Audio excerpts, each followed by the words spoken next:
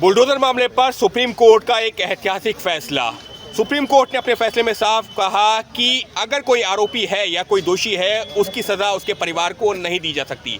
अनस तनवीर जो इस मामले में याचिकाकर्ता वकील हैं, वो हमारे साथ में हैं। याचिकाकर्ता के आप वकील थे अनस, अगर हम बात करते हैं सुप्रीम कोर्ट के इस फैसले की, वैसे तो 15-16 जो है सुप्रीम कोर्ट के जो डायरेक्शन है उसके पॉइंट्स हैं, लेकिन अगर हम 4 से 5 मुख्य क्या आधार? सबसे पहला कि नोटिस में ये लिखना पड़ेगा कि क्यों डिमोलिशन ही करना है, क्यों उसके बिना नहीं हो पाएगा। वो अपने आप में बहुत ज़रूरी, जहाँ कंपाउंड हो सकता है वहाँ कंपाउंड किया जाएगा। उसके अलावा दूसरा सबसे इम्पॉर्टेंट ये है कि जो एक पर्सनल हियरिंग दी जाएगी, मिनट्स ऑफ मीटिंग उसके रिकॉर्ड होंगे, साथ ही साथ नोटिस और इनकी डीएम साहब को रियल टाइम में ईमेल के थ्रू भेजा जाएगा ताकि बैकडेटिंग ना हो सके नोटिस की।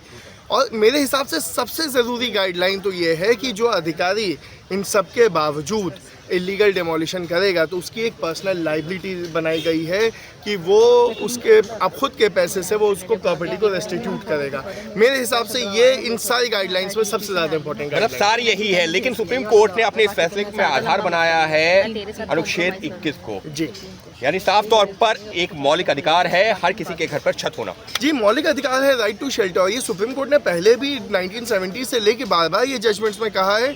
और ये अनफॉर्चुनेट है कि कोर्ट को याद दिलाना पड़ रहा है स्टेट को कि छत एक मौलिक अधिकार है। तो उन्होंने आज अपने इस फैसले में फिर से वही रिआइटरेट करते हुए कि it is part of right to life, आप इसको ऐसे बिना ड्यू प्रोसेस के किसी से छत नहीं छीन सकते। और कोर्ट ने स्टेट को याद दिलाया है कि एक रूल ऑफ लॉ भी है और आपको उसको फॉलो करना है। बस एक आखिरी सवाल, एक क्लैरिटी के लिए, इसका मतलब बुलडोजर कार्रवाई हो सकती है लेकिन नियम का पालन करना होगा।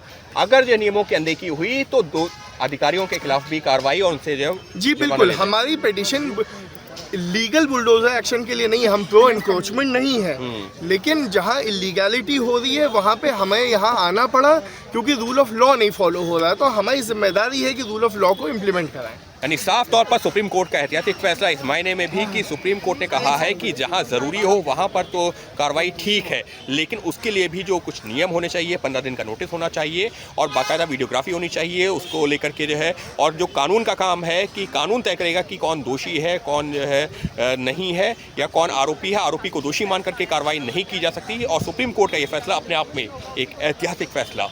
अंकित Gupta, ABP news, Delhi. For exclusive and insightful videos, subscribe to our new channel ABP Live Premium.